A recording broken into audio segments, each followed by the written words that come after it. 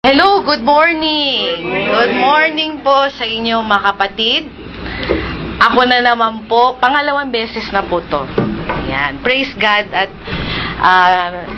ginabayan na naman tayo ng Panginoon sa panibagong araw na another set of topic na naman po tayo. Pero kayo po ay salamat at maaga po tayong nagpunta dito.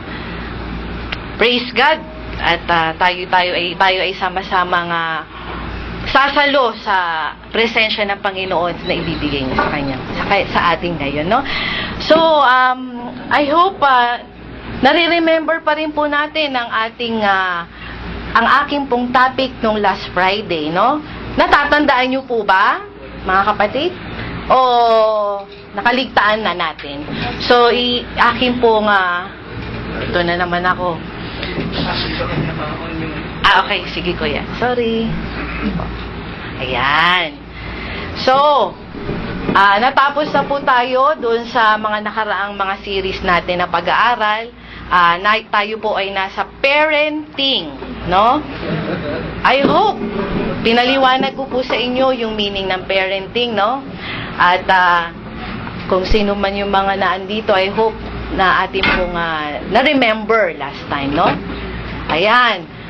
Ano po ba yung sinisimbolize niyan? Ating pong i-recap yung mga napag-aralan, ano? Kuya, Dennis, di ba? Ano po ba yung kamay na yan? Kamay po ba yan ni Nino?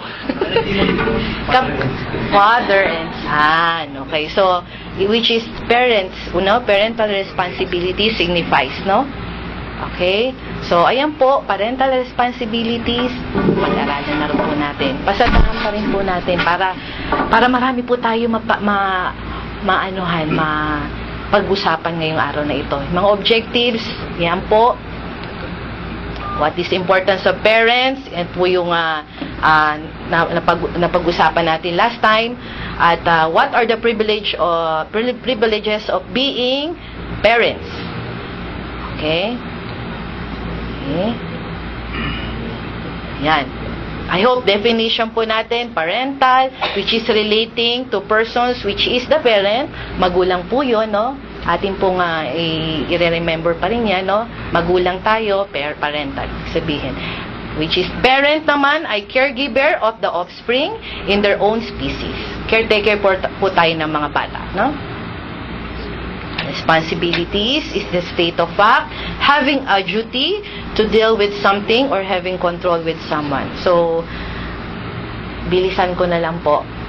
Okay, yung mga legal rights of duties natin, which is hindi ang pag-aalaga ng bata ay minsan kung hindi nagkakasundo ang mag-asawa at hindi sila pinalad na destiny hindi sila binless ng Panginoon na sila talaga, ay minsan dinudulog ito sa korte, no?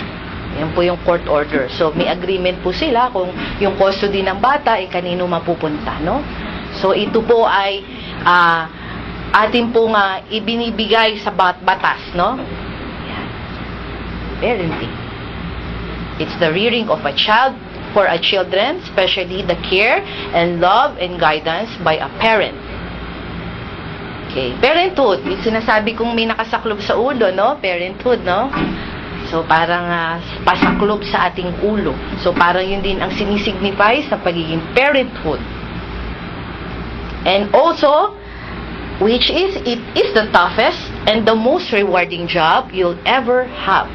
Napakahirap talaga, no, Kuya Gilbert. No? Kuya Gilbert, napakahirap ng pagiging isang magulang, no? Paglalabas pa lang ng ating anak, yun ang start ng pagiging the most responsible pagiging parent, no? Okay? So, natapos na po tayo dyan. So, ipinaliwanag pa rin po natin yung God created, which is Adam. Okay? Ang naging wife niya ay si Eve. Okay? So, hindi talaga pwedeng talagang naghanap. Although, nakita natin dyan sa picture na yan, may male and female. Sabi nga ni Kuya, meron daw manok, lalaki, babae daw yun. Yung dito sa baba. Tapos sa baba may rabbit naman din, no, male and female din. So, si Adam naghanap ng magiging partner. So, ang naging partner niya, which is binigay ng Panginoon, ay si Eve. And then, from the time na binilya sila ng Panginoon, nagkaroon sila ng first family, which is, ayan, ayun. So, nagka-baby sila, which is Cain and Abel. So, dyan na nag-start po ang ating first family. Okay? So, yung pong nakapaloob din dun sa ating what is the importance of parents, pumasok na po tayo dito, which is yung sinasabi ko, yung vessel, yung sisidlan na sinasabi ko ngayon sa inyo po noon, kung nare-remember nyo, ang pagiging isang magulang, sila po ay isang sisidlan na kailangang mag-ipon po, at kung naipon na, ay i-impart nila ito sa mga anak nila, which is yung mga magagandang ugali at in-impart sa kanila ng Panginoon. Okay? To teach them. Ayan. Okay. So, ito po yung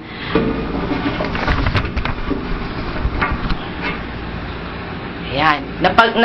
Nasabihan na rin po natin ang pagiging isang sinabi pa rin po pala yung sa 6 commandments, honor thy father and mother. So, hindi lang pala ito isang small responsibility. Ito ay utos na ibinigay ng ating Panginoon sa atin na dapat kailangan natin itong sundin.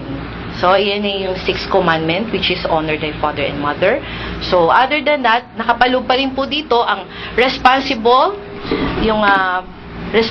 to be fruit and multiply. So, sabi nga ng Panginoon ay okay, nakapaloob po dito, bakit importante ang pagiging isang parent. So, tinuturo doon na ang pagiging responsible ng isang magulang ay para magparami tayo, no? Magparami tayo ng anak, at hindi lang yun, Sa pangalawa naman, kung minsan nag-iisip yung mag-asawa, honey, isa na lang muna magiging anak natin, di ba? Minsan, 3, 10. Sinong gustong 10? Opo. Bakit, Kuya Rodmark? Ba't gusto mo na 10? Para masaya. Okay. Para marami kang utusan. Para maraming Rodmark, no? Yun yung yung ba yun, Kuya? Okay. So, sumunod naman po dyan. So, importante pa rin po ang pagiging parent na sama-sama pong nagsisimba, no? So, hindi lang naiiwan si tatay o si nanay sa bahay o ay yung mga anak. Minsan, kapag yung magsisimba tayo, dahil nga minsan sa natin dito, late na natutulog yung mga bata. So, minsan yung family late din. Kaya minsan parang nakakaantok sa church, no? So, make it sure, no? As a family, matulog po tayo na maaga para hindi po tayo inaantok sa church. So, yun talaga. Tinuturo po talaga yun. So, para from the time na nasa church ka, we are presently dun sa present, and then we are very much focused sa Word of God, no? So, kaya maganda rin talaga na maaga na natutulog, no, Kuya? Okay. Pangatlo po, ayan. Susunod po yan, ang parents are helped to bring forth God's deposit. Yun yung sinasabi ni Kuya Chris. God's deposit sa ating mga bata. Potential and ministry that He has placed in each child. So, kapag meron na po tayong naitanim sa ating mga anak at nakikita tayong mga parents ay very prayerful, makikita mo na lang lagi, Daddy, Mommy, let's pray kapag meron po tayong problema. Magugulat ka na lamang, minsan sila na yung nag-i-initiate sa atin. So, yan ang kinagandahan na kung ang parents ay talagang nakikita sa mga bata, no? So, number 3 po yan, no? Number 4. Ayan. Sabi po, parents see that their children come to know and experience a true fellowship with God. So, sama-sama po silang nagfe-fellowship, which is Bible study. Hindi lang po sa church. So, meron din pa rin po tayong Bible study with the family na with together na nagbabasa ng Biblia para na napapractice din sila, no? Yung mga anak natin, no? So, yun po. Ayan. Ayan. Yan. So, kailangan, parents are the first teacher. Naniniwala ka ba doon, Kuya Dennis? Naniniwala. Okay. So, lampasan ko na lang po yan kasi matagal-tagal pa po. Ayan. Okay. So, dito na po tayo nahinto, no? Natapos po tayo sa importance of parents. Yun yung po yung number 1. At ang ating pangalawa pong topic na ating itatakil ngayon ay what are the privileges of being a parent? Okay? So, sabi nga po, parents who build their homes according to God's design receive a special blessing from the Lord when they are able to see the fruit of their hands and hands prospering. The reward of being a parent is the fruit that their efforts have produced. Parents have the privilege of seeing their children. So, akin pong mahihalin tulad dito ay minsan yung sino po sa inyo ang nag-gardening o yung nagtatanim? Kung minsan, di ba, pag nagtatanim tayo, talagang hinihintay nating mahinog. O kung minsan yung nagtanim tayo ng isang gabi o kaya kamote, no? Mga root crops. Okay? Parang napakasarap din ganong ma-experience natin yung mga pagkakataon na yun. Ano? Pag nagtanim tayong ganon, hinihintay natin ang pagkakataon na ito ay yung time na talagang kailangan ng tanggalin at maganda na yung, ano ba yun, doktora, yung bunga na niya, no? Maging maganda. So, yun po, aking din po hinihalin tulad ang pagiging isang parent, ang isang bunga na kamote, no? Kapag ito ay, bakit, kuya? Hindi, ibig sabihin po nun, parang ganun din po yun. Kasi talagang, ang sarap pag ating hinarvest na, parang ang sarap ng kainin, di ba? So, yun po. Sinong gustong kamote? Ako. Yan. Yan, maganda yan. Yes. Pag kasi sinabing kamote, ano kasi? Okay.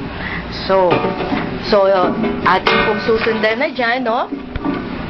Yung po yung last time na ating itinuro, which is live a long and prosperous life. So, sinabi po sa Biblia na kung tayo po sa generation po natin na ito ay 80s, 70s, mga namamatay na, no? Parang very earlier, no? Pero that Old Testament time, 900 years. So, sinabi ko sa inyo po yung mga Bible characters who live, okay, na napakatagal. No, napakatagal na bago sila na kinuha ng Panginoon, 950 years, 900. Kaya sabi ko, so ngayon, para nabawasan ng 0, imbis 900, naging 80, 85, no? Yun na yung mortality rate natin ngayon. Okay. So, sabi po dyan, live a long and prosperous life.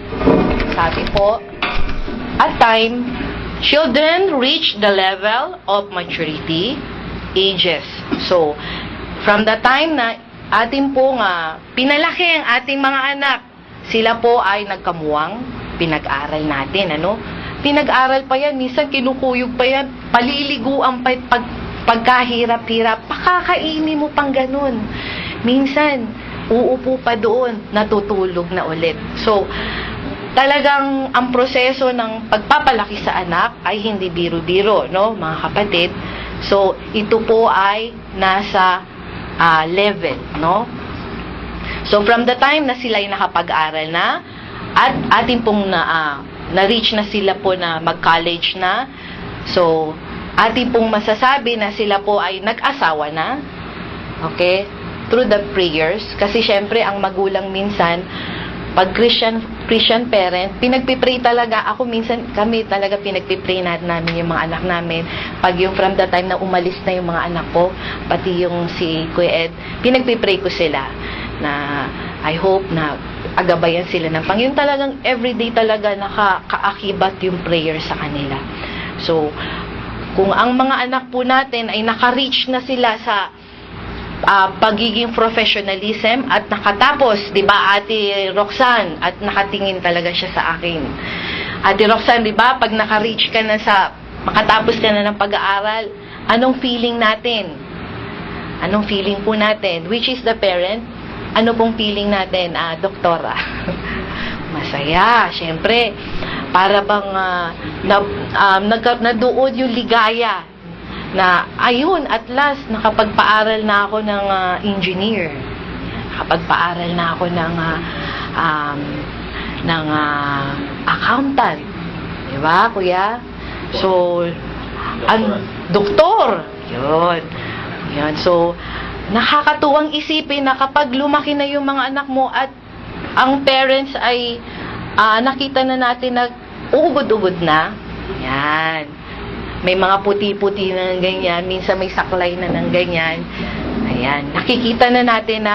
Nakita natin yung haba ng buhay ng parents talaga. Nakita doon, live a long and prosperous life. Yan po yung privileges ng parent na binigay ng ating Panginoon. Humahaba ang buhay ng magulang, no? So, kung nakikita nyo, no, sabi nga dun sa Pinas, no, minsan si Pangulong Duterte, natutuwa siya, no, kapag yung grandparents or yung lolo at lola reaches 100 years, meron pong isang reward na binibigay si Duterte, no? Parang, so, kakatuwa, no? Binibigyan talaga ng reward, no? So, yun po. Naipaliwanag ko na rin po yan nung last time. So, ito na po tayo, susunod na, which is, walk in the ways of the Lord and fulfilling His will and purpose for His life. Babasahin ko lang po yung verse na ito, no? Wow.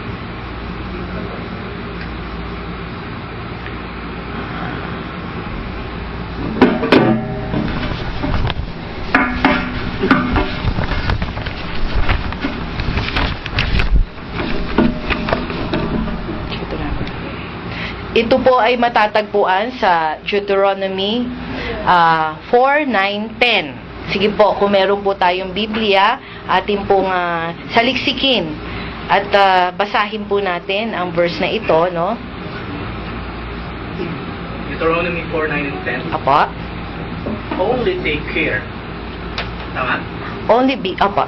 And keep your soul diligently, lest you forget the things that your eyes have seen, and lest they depart from your heart all the days of your life. Make them known to your children and your children's children. Yun. How on the day that you stood before the Lord your God at Horeb, the Lord said to me, gather the people to me, that I may let them hear my words, so that they may learn to fear me all the days that they live on the earth, and that they may teach their children so.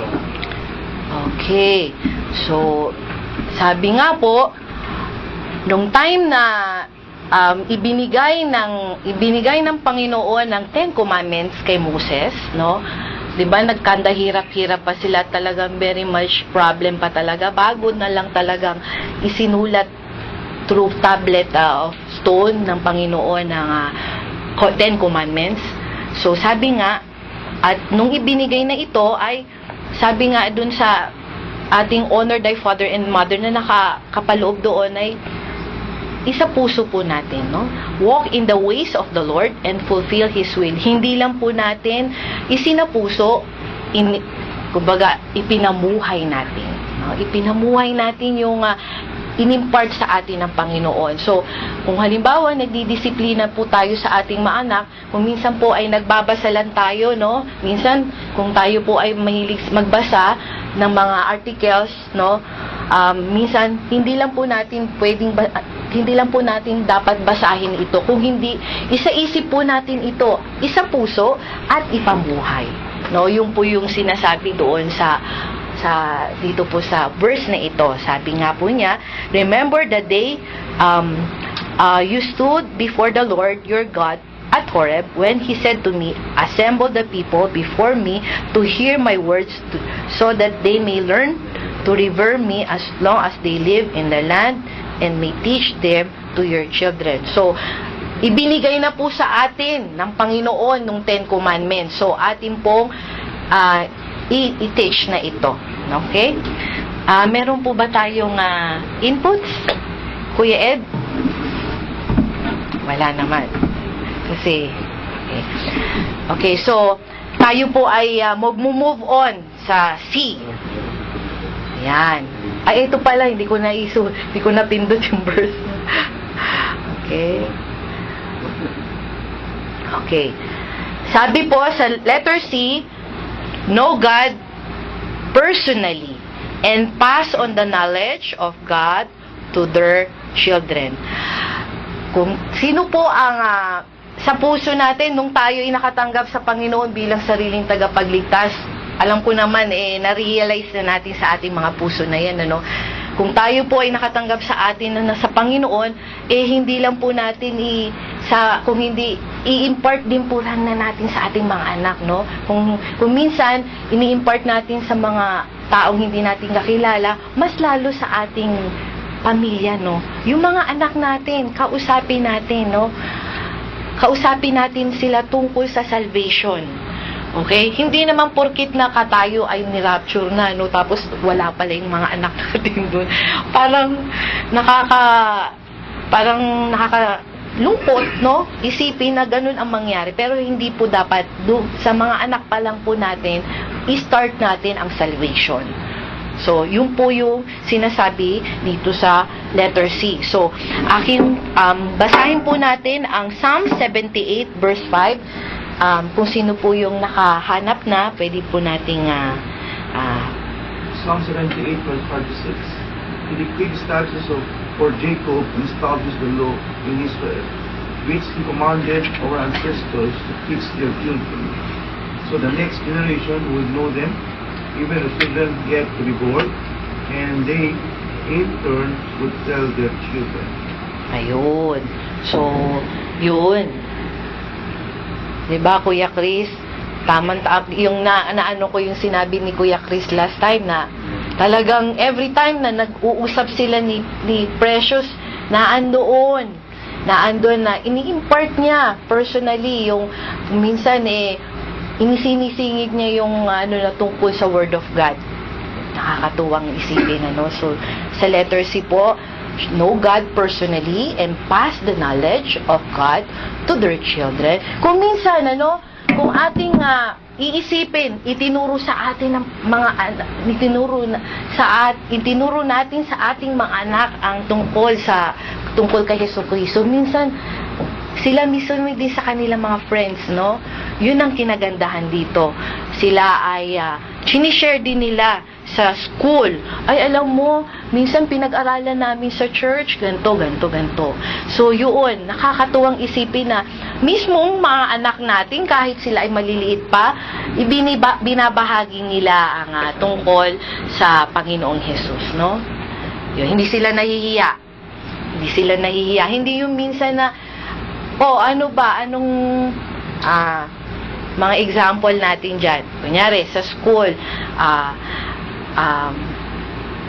minsan lalo na yung generation natin ngayon, yung mga K-pop, so parang kung uptrend po tayo doon, kung aware po tayo doon, so parang maging rin po tayo, watchful sa ating mga anak, ating pong sabihin din sa kanila na ang K-pop ay worldly, no? Hindi po dapat natin silang i-encourage o kaya i-stop po kaagad natin, ipaliwanag natin sa kanila yun, no? Kasi minsan, bakit mami? Hindi mo ipapaliwanag, syempre, iisipin ng bata. Hindi nila alam yun. So, ipapaliwanag mo sa kanila na bakit? Hindi dapat natin sila tangkilikin, no? Kasi worldly yun worldly, kumbaga, artist sila, so nakikita ng bata yung madali nilang i-imitate, no? Meron po tayong kadagdagan, kuya? Sa example din. Kasi, nung si Precious ay napunta doon sa dati kasi hindi siya doon sa school mo. Sa pinanggalingan. So, nung nakita nung mga ibang bata, si Precious kasi pag dumating yung mga teacher, nag-bless. Nag-bless siya. Kasi dito pa, maliit pa siya. Sanay na siya. Nag-bless. Nung nakita ko talaga nung naghahatid ako, kapag dumating yung administrator, nasa sasakyan pa, nakapila na yung mga bata mga gumaya sa kanya, yung mga bata. At yun yung magandang, sabi mo kanina po, pag nakikita sa ating mga anak yung magandang ehemplo, magandang pag-uugali, nagagaya at natutuwa ako dahil pila-pila yung mga bata na dati hindi naman ganito yung ginagawa. Amen. Oo nga. Okay, salamat. At nakikita talaga natin yung bang marami silang napupulot, lalo na doon sa magulang, madali nilang ma-adapt. Yan ang nakikita natin. Okay. Meron pa po ba tayong karagdagan dito sa privileges of being a parent? Meron pa po ba tayong mga kadagdagan? Kuya Eric? Wala na po ba? Mag-move na po ako ng next po. Okay. So, number 3.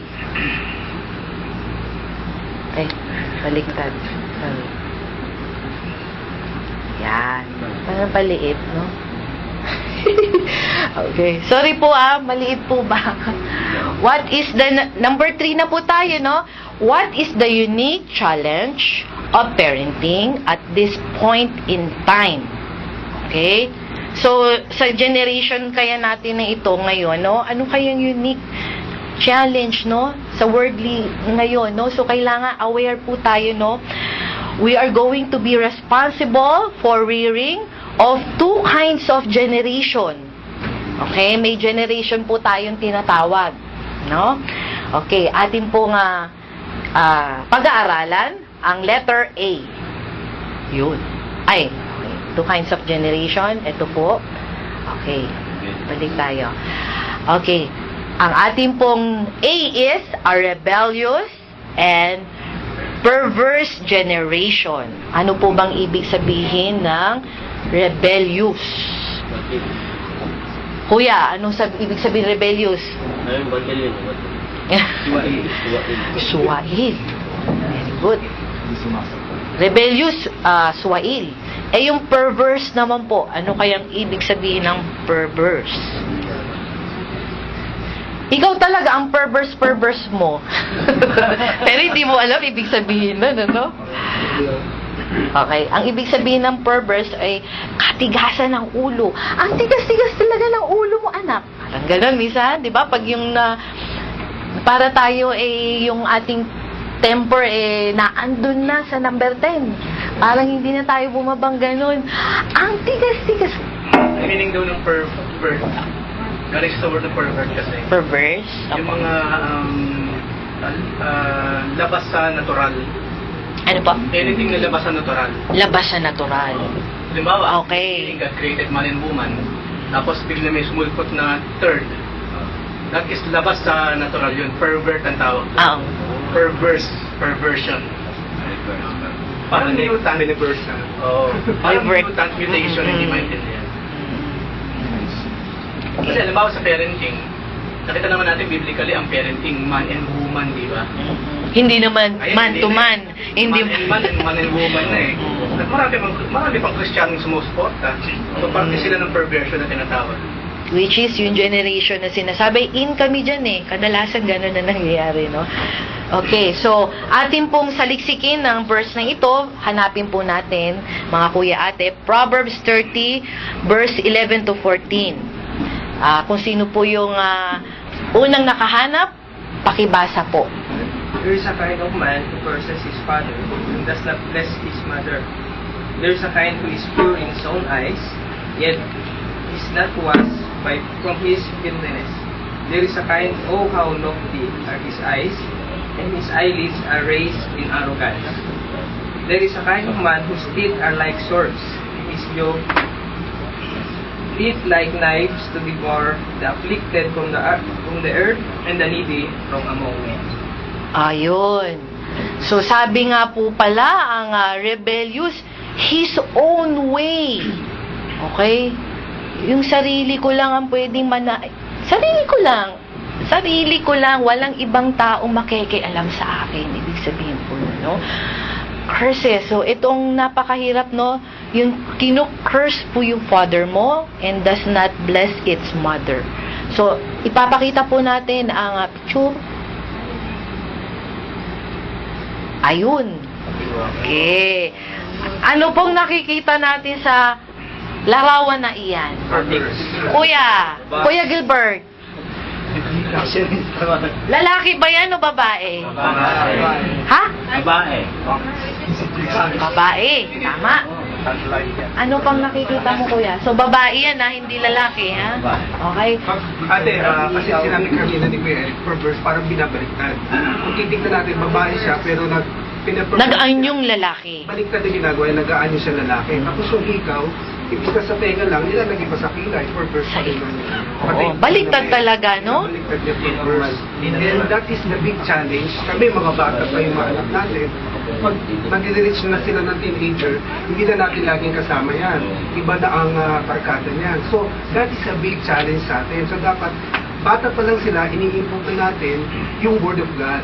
Which is what is wrong, what is true, ano sabi ng Panginoon. Para pag dumating na kasi sa teenager na yung mga anak, mahirap na eh. May sarili na silang mundo. May sarili, although sila Sophia, 10, 11 na, nag-umpisa ng nagkakaroon na ng Peer group. fantasy, nagkakaroon na ng mas kasama na yung barkada. So, it's a big challenge na paano as a parent, paano natin gagawin yung mga ganito. Kung ba, 10 pababa, kaya pa, karay-karay mo pa yan, maaari pa. Pero pag in heaven up na, medyo challenging na sa panahon ngayon. Lalo na sa panahon ngayon, sabi nga ni Kuya Eric, yung lalaki na, babae na, parang normal na purpose na kasi yung generation. So it's a big challenge. Ang hirap talaga maging mapuka. Tapos lalo na tayo, nasa Saudi, kung may mabilang tayo, anak, hindi natin alam ano na yung pinagagawa. Sino may makachat, di ba? Lalo na pag sabi ko na pag it's a great big challenge. Oo. Kasi nga naman, sabi nga nila, pag 0 to 12, napapasunod mo pa yan. Sasabihin mo, huwag ka dyan. Siyempre, susunod naman yung anak mo, uupo siya dyan. Umupo ka dyan. Siyempre, uupo. Pero kapag mga nasa mga teenager, adolescent age, minsan talaga mahirap. Kuya? 0 na lang, wala na yung 12. Yun, tama. 0. 0 to, ano ko yun? Hindi, yung, 0 to 12 napapasunod. Pagka naging teenager na, 0 na lang. ayun, 0 na. Ganun, oo. Kaya minsan, yung mga adolescent age natin ng mga anak, na mga ganyan, yung mga juvenile, no, talagang tutukan natin at ipakita natin sa kanila ang magandang ugali, pag-uugali. Kaso minsan, pag minsan sila ay pag sila ay sumusuway sa atin, nawawala talaga yung boundaries natin eh. Kaya sabi ko, nandun talaga yung pagtitimpi. Pero minsan di mo talaga maiiwasan na magagalit sa kanila. Pero sabi nga ng Panginoon, okay lang yung magalit, pero godly anger yung ano mo. Pero wag yung i-review mo sila na yung bang parang ibubuli mo pa sila, hindi maganda yon. Ipo-broke. Opo. Okay. So, yung ang nakakalungkot ngayon sa Pinas, no? Kinocurse ng anak, yung nanay, minsan sinisipa, minsan sinasaktan. Ito na po yung minsan nakapanood ako sa internet, sa YouTube. Talaga naman, yung yung anak niyang lalaki, talagang kung ganun-ganun na lang ang pananakit niya sa magulang niya. So, yun, nakikita natin dito totoo talaga na dito sa verse na to. Curses is, kung hindi man kino-curse, sinasaktan. Curses is father or mother. No? So, napapanahon talaga, no? Although, nandito talaga sa Biblia, a-apply talaga, no? Apo. Maging aware din tayo minsan, hindi lang sa pananakit physical or sa magulang. Minsan sa maraming bagay, sa actions and words na ginagawa ng mga. Kaya doon mas masakit din sa kahit hindi physical lang. Salita, action. So, paanong magiging action dapat ng ating mga magulang kung ganun, Siyempre, pag-usapan nyo muna mag-asawa, no?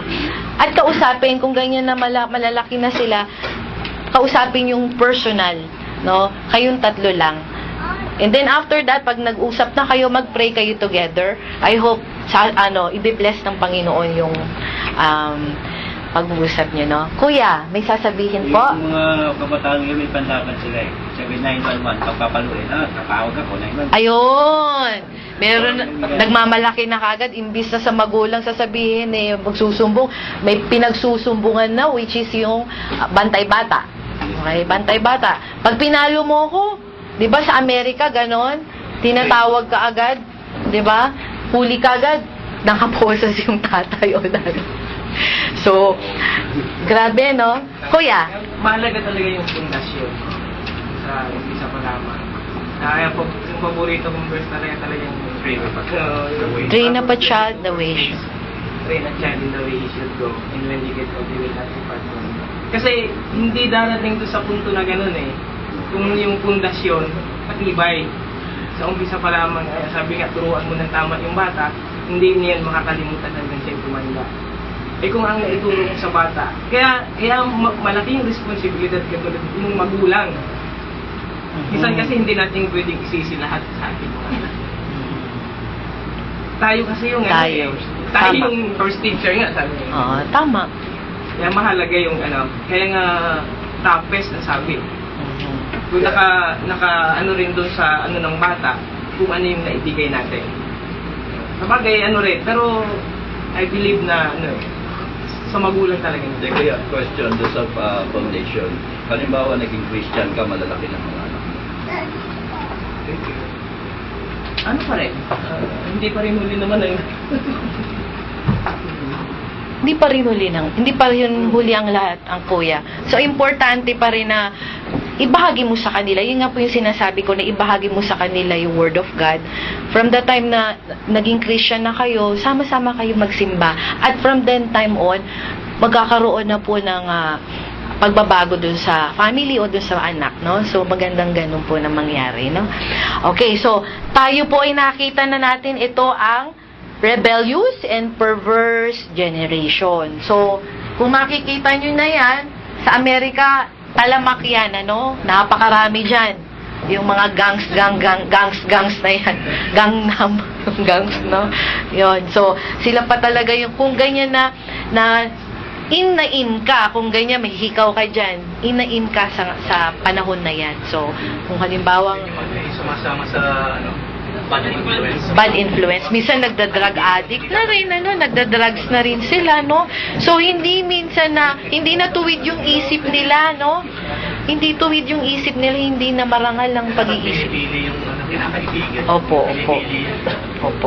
So, okay. So, ayan po ang ating rebellious and perverse generation. So, ito po yung susunod. Babalik po tayo doon, no? A chosen and holy generation. Atin pong saliksikin ang 1 Peter 2:9-10. Sabay-sabay po nating hanapin, no? Kung sino po ang nakahanap ay 1 Peter 2:9-10. Sino na pong nakahanap?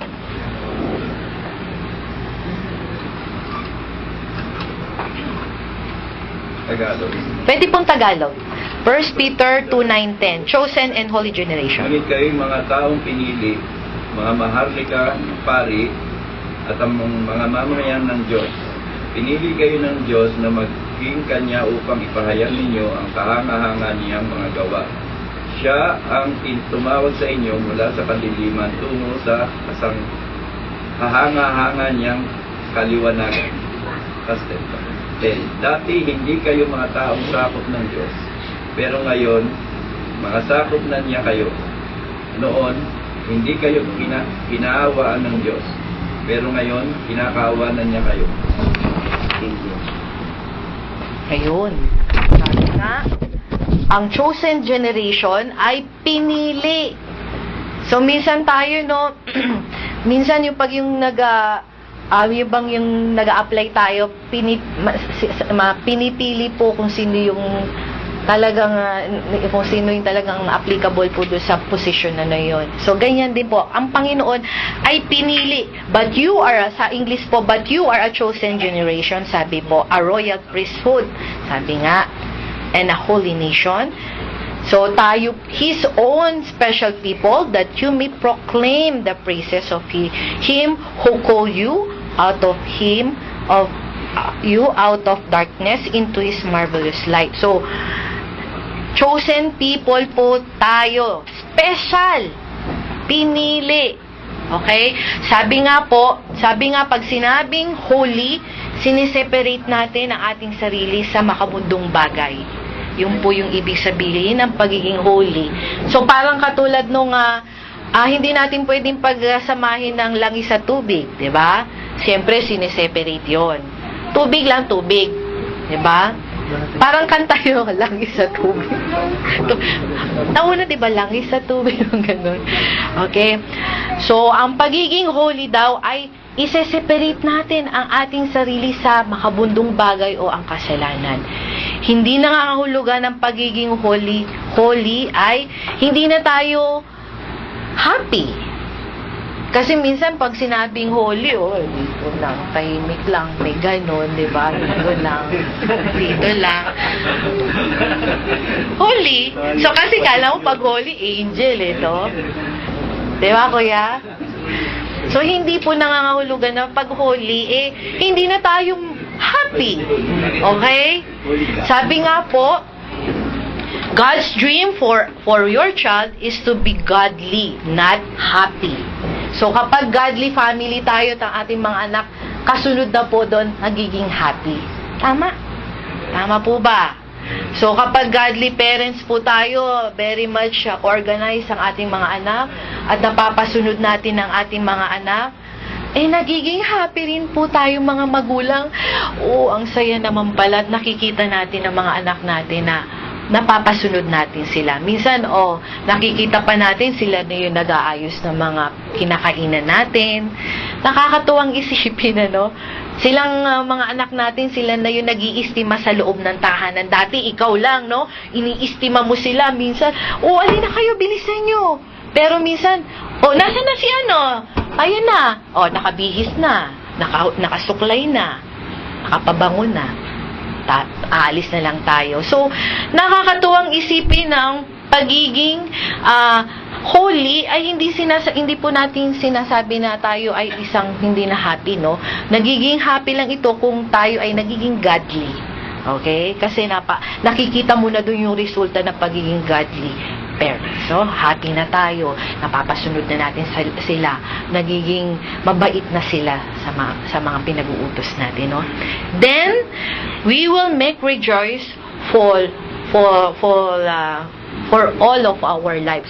So, parang hanggang sa sila ay lumaki, nakikita na natin na yung mga anak natin, hindi na tayo nagtataka at nag-aagam-agam na baka itong anak ko na ito at pinasend ko siya sa Pilipinas, nag-college.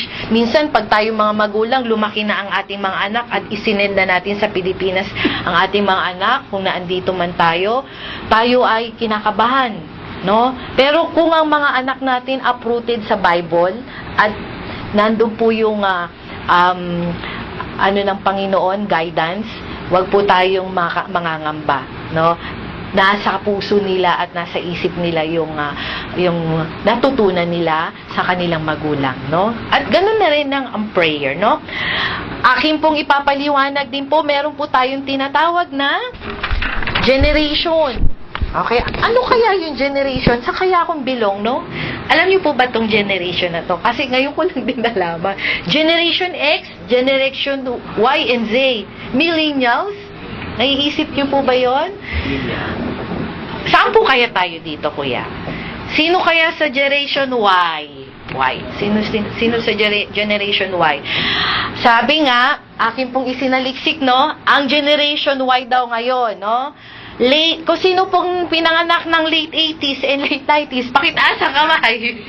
Sige, para po natin maano natin ang ating mga sarili, Generation Y to, taas ang ating 80s and 90s.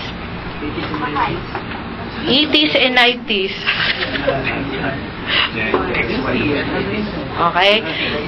Pwede na rin mga 70s kasi dito talaga naka-enumerate talaga ang daming So, ang sabi naman yung generation sinasabi nila millennials, generation millennials or Z, late 90s up to presently. Sino 'yon?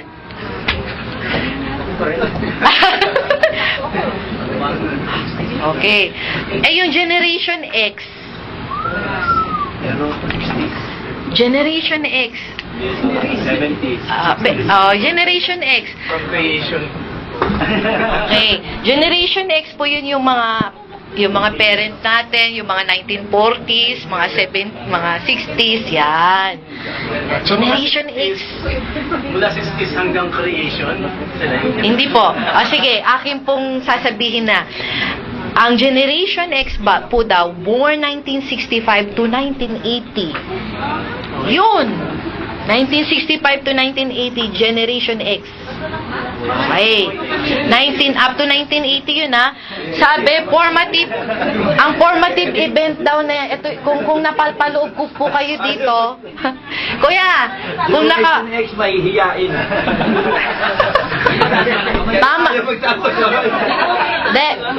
Tama yung kuya kasi yun yung mga kinanununuan natin, mga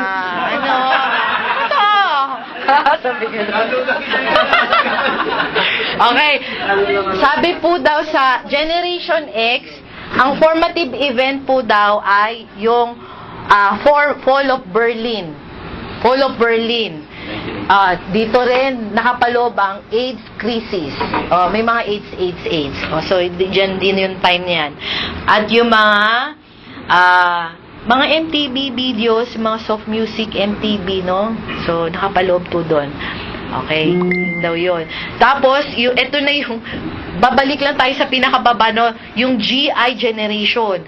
Born 1901 to 1927. So, wala naman tayo siguro din. Wala naman, 1901 to 1927, which is GI generation. GI. Oo. Ito po yung World War II. Sino pong pinanganak dito? World War II. Tapos, yung mga Pearl Harbor. Sino nakapanood ng Pearl Harbor? Yun yung time pala nila, no? Which is born 1901 to 1927. Ito yung generation nila, no? Okay, so number 2. Silent generation. Ano kayong silent generation? Which is the lucky few. The lucky few daw tawag sa kanila. Born 1928 to 1945. Wala pa rin tayo dito, no? Mga ano na to. Okay? So, ito daw yung moon landing. Ito yung moon landing. Ay, sino yun? Yung Armstrong. Okay? Armstrong. Yes. Moses tayo pala yun. Ayun. Yun yung generation. Okay.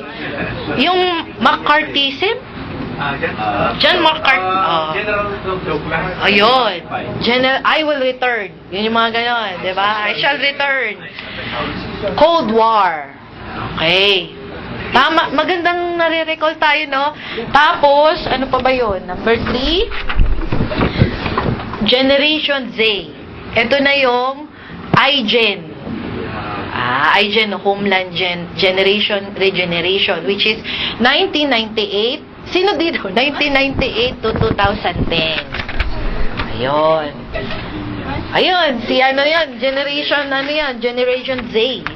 Hindi 1998 daw. 1998 ka, te? Saudi na. So, sabi daw, yung event po daw dito ay yung global terrorism, yung 9/11, yung tapos si Trump, nanalo. YouTube digital context, yun. Tapos, ito nga po pala yung Generation X na sinasabi ko kanina. 1965 to 1980. Pasok tayo. Sino pasok dito? Formative event, yung po yung sabi ko kanina, AIDS, crisis, MTV videos, yung po yun. Kung naaalala nyo, no? Yun, okay? Millennials, which is the Millennials Z generation, 1981 up to present. Yun po yung sabi ko, 9/11 attack, tapos Obama election, tapos yung nagkaroon ng Great Recession sa Amerika. Okay? So, yun. Kanino, saan ba tayo belong? Generation Y, Generation Z, Generation Millennials, which is the Z generation. Okay? Kung saan man tayong generation, sa huli, generation na lang tayo. So, parang nakakatuwa, no? Napakaraming pinaliwanag na generation, no, na napapanahon ngayon, ano? Okay? So, kung titignan po natin, after po ng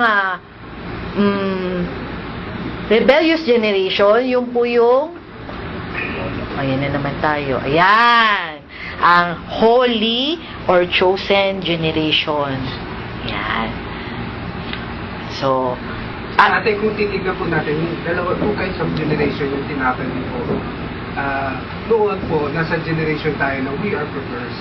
Kung hindi pa po tayo nakakakilala sa Panginoon. Ano po ba tayo noon panahon na yun? Masuwayo tayo sa magulang, hindi pa tayo natutunan, hindi ba?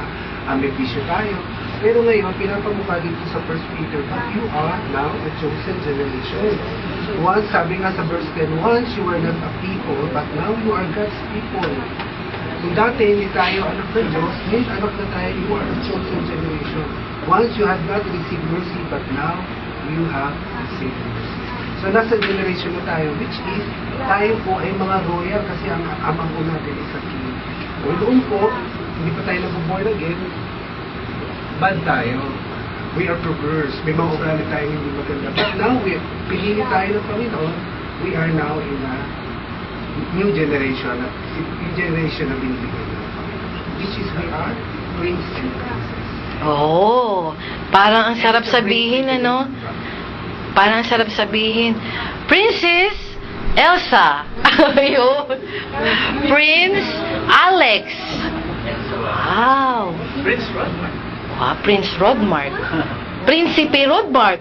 Kakaiba. Ang ganda, di ba? So tayo po ay And in the future, we're living in the kingdom. which is yun naman ang ating ina-aspire. Tama-tama kasi may crowns tayo, no? So, yung sinasabi ni Kuya, it's not about the era of time. Ano ba kaya? It's about yung conversion natin. Yung conversion natin. Yes. Do you believe? Okay, ano kasi, of course, kung pag-uusapan natin historical chronology, may mga generations na pinag-uusapan, like XYZ or what. Pero sa biblical generations naman, there are two kinds of general generation from beginning to the end. Yung una, yung first generation na sinasabi nila, yung generation from Adam to before Noah. That was the first generation, kasi winipe out yun eh. The second generation ngayon, mula kay Noah hanggang ngayon. Yun yung biblical generation. Ngayon, inside the new generation, sa second generation, from Noah until now, those are yung mga generations naman na binanggit natin. Yung klase ng mga tao naman, yun nga, yung mga grupo ng tao, may yung chosen generation, iba naman perverse generation. So merong chronological, merong historical, generations ang tao, merong namang biblical din naman na mga generations na tinatawag. So definitely, doon sa first and second generation, we are part of the second generation. From Noah until now. At doon sa second generation, parte naman tayo ng chosen generation. Sa human history naman, we are part of what? We are the millennials. We are the millennials. So alam na po natin kung sa po tayo belong, ha? Kung kayo po ba ay Generation X, Generation Y, Millennials, o the Z generation, no? Siguro si Kuya Rodmark, saan ka? Yes po. Hindi, anong birthday mo? Anong date? 1992. Tingnan nga natin dito, anong generation ka? 1992? 1990, Z ka, Z generation. Oh. Okay, fresh na fresh. So kung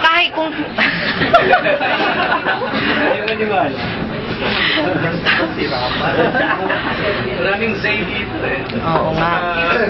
Millennial. Mas marami ang Z generation. Kasi yung X, bago makita sinuslide din.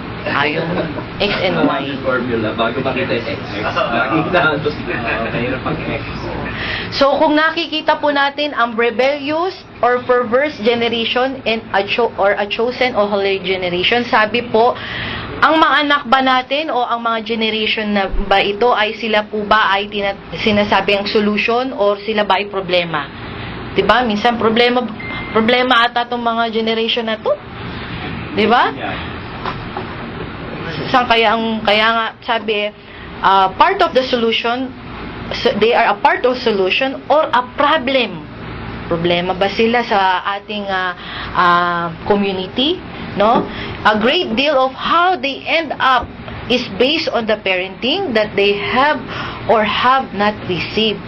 Okay? So, doon pa rin talaga sa loob pa rin sa tahanan pa rin. Kaya minsan yung mga anak at sa Pilipinas kung nakikita ko, no, yung bata, musmus, no, ilang taon yun, mga 8 years old, 9 to 10, lumalabas, pagkagaling ng school, lumalabas ka agad, naglalaro, hindi man lang kinausap si mami daddy, kinausap ni mami daddy, oh, kamusta ang school mo, ganyan.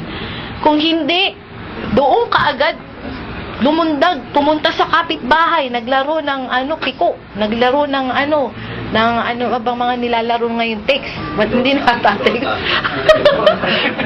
O kaya alam ko na, nagpunta doon sa computer.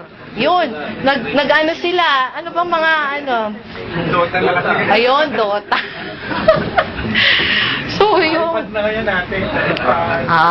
Pero pag yung gayon wala naman sila iPad, pupunta talaga sila doon sa computer shop, no? Doon kagad, imbis sa bahay, pagtanggal pa lang ng damit, pagbaba pa lang ng bag, takbo ka agad doon sa computer shop, nagdodota. Kaya parang mas kung titignan mo, parang mas ngayon ang generation mo ngayon. Mas perverse. Mas perverse na mas. Kasi kagaya nung nag-viral ngayon sa yung bata na teenager na tiga-Pasay na inaano ng pulis na inanuhan ng baril. Kinapkapan. Hindi, parang sa senaryo kasi wala namang buo yung video. Parang sa senaryo lang naglalakad yung magkapatid, dumadaan yung si kotse, siguro hindi tumatabi. So yung mga bata kasi medyo may pagkaano yan. Binubusinahan na, hindi pa rin. Tapos nung tumabi sila, nung tinapatan, nagalit to si police, bumaba at inanuhan ng baril, sabi niya. Tapos ilang taon pa na, 60, pero binibidyo na yung police. Oo. Pero, Ay, oo, napanood ko yan, kuya. Yung pananalita ng bata, wala rin respeto sa Wala matanda. respeto. Minumura niya, inano siya. Kaya makikita mo sa dalawa, pareho naman silang mali. Oo. Nakita ko rin yung video na yan. Mali yung nilabas yung baril, although sabi, nawakan daw tinuto, pero hindi naman. Nakasakbit lang naman. Medyo maangas din yung matanda.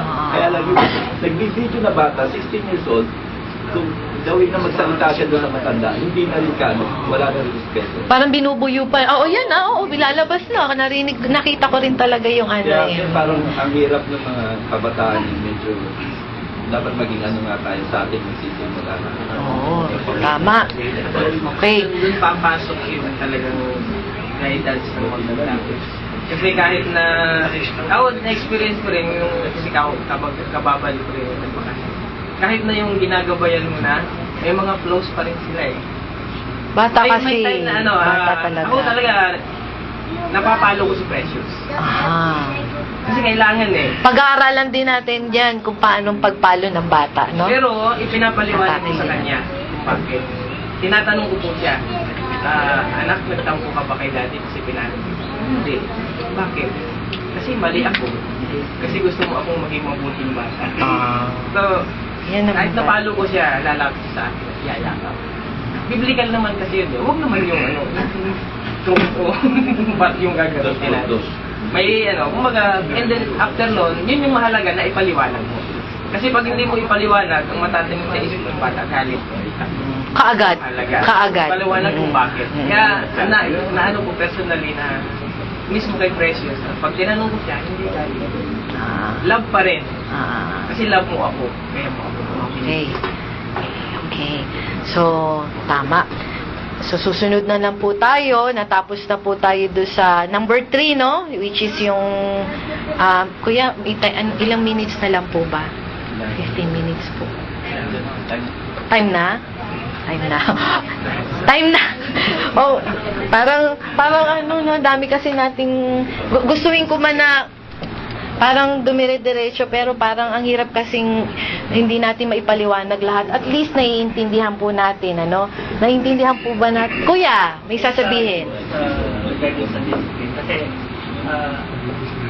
parang in-explain din niya sa Hebrews 12 po kasi, yung discipline ng magulang or ama. Kung titignan natin kasi ang pagdidisiplina, masakit talaga yan eh. Pero kung yun naman ang ikabubuti, sabi na sa this concept, iisinin niyo ang lahat ng hirap bilang pulis ng isang ama dahil dito'y napapakilalang kayo tinatanggap ng Diyos bilang tunay niyang mga anak. So, yung ano kasi, yung sinasabi dito na huwag natin yung kasing title nito doon na grow weary. Huwag natin parang take it lightly yung pagdidisiplina ng parents din. Minsan kasi sa ating mga anak din, tayo ng mga anak din, matigas ka rin sa ulo natin. Hindi natin.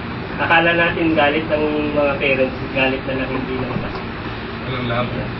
Dapat may love. Dapat Galit na may love. Ang mahirap ngayon yung ano, especially sa nowadays dahil sa internet. Supposedly, the more information you know, the more na magiging tama yung buhay mo, di ba? Ngayon, with so much information, lalong confused ang mga tao eh. Lalo na yung mga bata. Yung bang, ito ang sinasabi ng magulang, kaso kapag nanood siya sa online, kapag nagbasa siya sa online, maraming nagsasabi, ganito naman. Yung mga bata, mas nahihirapan ngayon. Sino ba talagang tama? May parents or these people na ang dami nila eh. No, at nakikita ko naman, totoo naman yung sinasabi nila. No? Kaya nga, iingat din tayo sa pagsalo ng mga information. Hindi lahat ng information ina-absorb ka agad natin. Ituro din natin sa mga bata, hindi lahat na nakita mo sa online. Kasi source siya ng information, pero mas madalas, source of misinformation. Panglilin lang ng ano. Yung online na yan. So mag-iingat tayo. Mag-iingat tayo. Saka one way or the other kasi nahuhulman ng online eh. Hinuhulman ng social media yung mismong katao ng mga bata mo yun eh. Kaya nga magugulat ka, di ba? Supposedly 13 years old pa lang siya, 14. Dapat bata pa siya pag tinignan mo eh. Gawin naman namin, dapat neni pa. Pero ngayon, magtataka ka eh.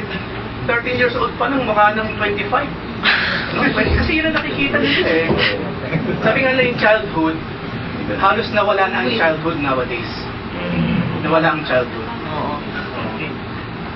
Misinformation, lack of guidance, lack of role model sa lahat ng aspeto, and of course, yung spiritual side, which is malaki ang maitutulong. Kadalasan yun ang nawawala. Oo nga. Kuya Alan, may sasabihin po kayo. Sana, dagdag na. Sa mga nakakulong doon sa Quezon City Hall, ang mga below, hindi nakakaparinig ng kahit di sa bilibid. One time kasi sumasama rin ako, hindi nakakaparinig, kaya nandun sila. Kaya nakakawa ako. Kaya nakakaparinig ako. Dagdag.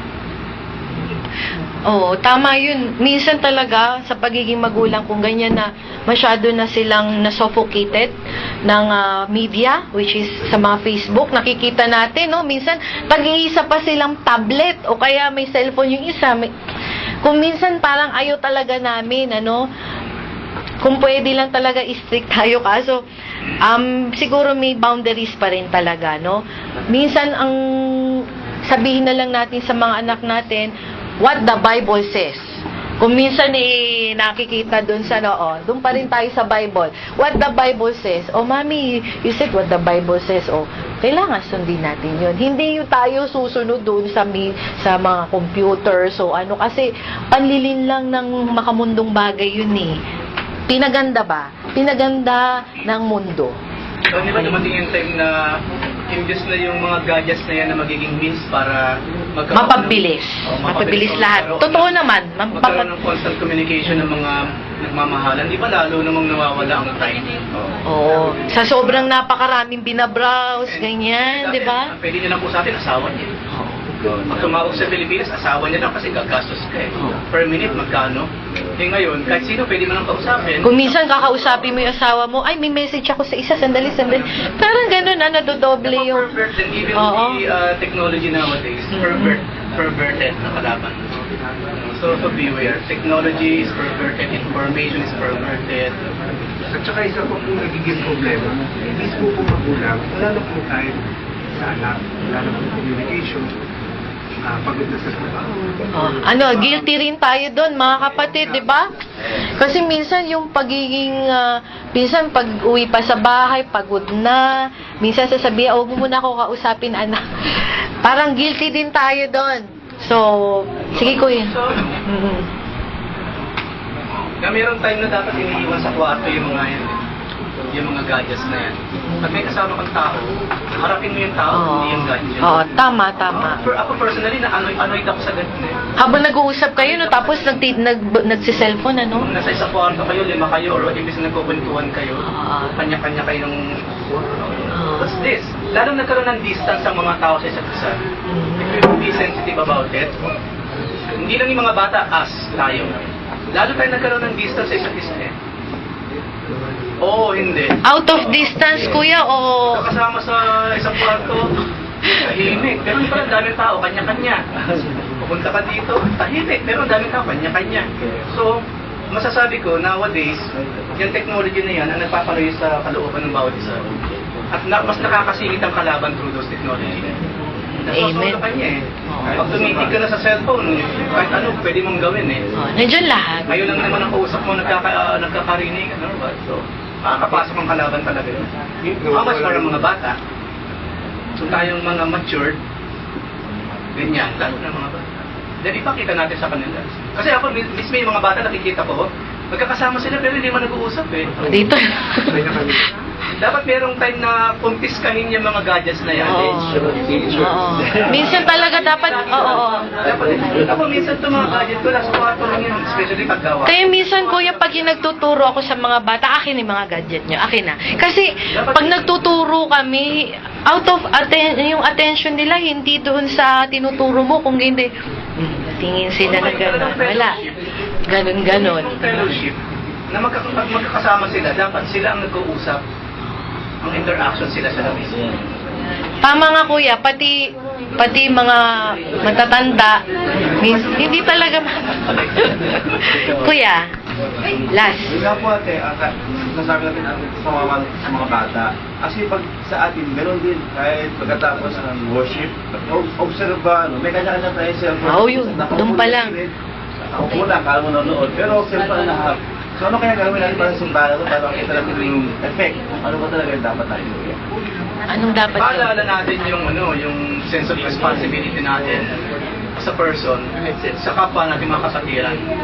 We are here to fellowship. At kung habang nandito ka sa kalagitnaan ng mga kapatiran at nakatuto ka na sa cellphone mo, walang fellowship doon. You're alone. Sabi sa Biblia, do not forget the assembly. Kung nandito ka nga, pero maghapon ka man nakaganyan, Pani ka naman ng browse, you no? are part of the assembly. Mhm. Hindi mo rin ginawa yung sinabi sa Book of Hebrews na do not forget the assembly or the fellowship. Tama, kuya, parang Hindi natin nagawa yun. parang hati yung magiging attention mo imbis na dun sa Word of God. Parang hindi masyado focus yung ini-impart sa'yo ng Panginoon. Kasi mamaya, may nag-message sa'yo sa Facebook. Hati na ngayon yung attention mo. 'Di ba? So tayo po, kapag tayo po dito na sa church, maging aware po tayo, no? I-set aside na muna natin yung pag-Facebook na yan. There is a time for everything. Kung pwede lang, meron tayong yung mga cellphone natin, sa labas na muna, no? Kung kahit may mga message, no? Maraming church ginagawa.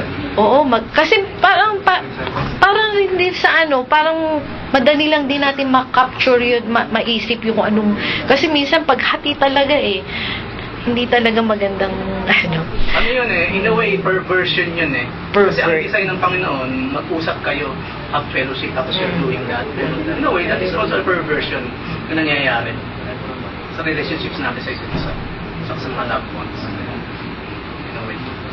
Okay.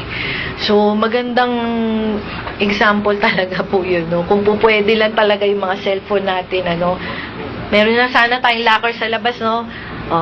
Doon natin ilagay, no? So, after na ng service, doon na natin i-check, no? Pero Kung sakasakali. Kahit hindi mo i-check, makikita mo naman kung sino yung tao, kung anong personality meron siya. Sa ngayon, napag-aralan na, napag-usapan na. Self-discipline na yun. Discipline. Kahit hindi mo na kunin, bahala ka kung anong gusto mo. At least narinig niya na ngayon yung mga pinag-usapan natin. Oo. So, Kaya doon malalaman natin kung Hindi naman na sila bata para ano, di ba? Naiintindihan Oo. natin bawat ano. Kasi paano natin susunituin yung mga bata dun sa kahagdanan pag hindi nagkukwentuhan kasi naka-online? Eh tayo yun naman ganun din eh. So anong karapatan natin ngayon kung sabihan sila? Wala. Parang ano, kasi anak tayo ng Diyos eh, nakikipagtakbo tayo ngayon sa ating Respeto na lang sa Panginoon. As parents natin, respeto natin ang God. Oo. Okay. Pero meron lang akong disclaimer. Alam ko, marami sa atin day off kasi ngayon. At ngayon din lang yung time para makita yung mga loved ones sa online. Yung mga ganun, katanggap-tanggap yun. Pero besides that, no, of course not. Kung ngayon lang talagang time mo kasi, ngayon na kasi day off ko eh, mga nakapag-uwi ko, maglalaba pa ako sa mga practice. So kung ngayon lang talaga ako meron lang makipag-usap sa Pilipinas, walang problema. Yun naiintindihan natin doon. Pero bukod doon, ibang usapan na yan. Pagiging irresponsable na yan sa fellowship. Pero maganda i-adjust din yung time, not in the worship time. Of course. I-adjust nila nung makina. Yun ang kakausapin nila. Hindi Okay. tayo after this. Okay. Tayo po ay hihinto na muna dito sa, ayan, parang konti lang yung na-remove natin, no? Pero at least I hope naintindihan po natin yung mga topics na ating sinabi ngayon, ano? So tayo po ay natapos sa chosen generation. Okay? So, sa 3 natapos na po tayo. Okay, tayo po ay magsitayo mga kapatid para po tayo ay para sa ating pagtatapos na ating Bible study. Tayo po ay manalangin. Panginoon, marami pong salamat sa araw na ito at ibinahagi niyo po sa amin ng inyong salita. Naliwanagan po kami sa mga bagay-bagay po na dapat aming malaman tungkol sa inyo. Kami po ay nagigilty sa lahat ng aming isa po kami sa mga nasasaktan dito sa mga bagay-bagay na ito. Kayo po nawa ang siyang bumago sa aming mga gawaing hindi maganda. Tulungan niyo po nawa kaming pahalagahan ng pagiging parents sa aming mga anak at ituro namin sa aming mga anak ang inyong mga salita. Maraming Panginoon salamat sa araw na ito.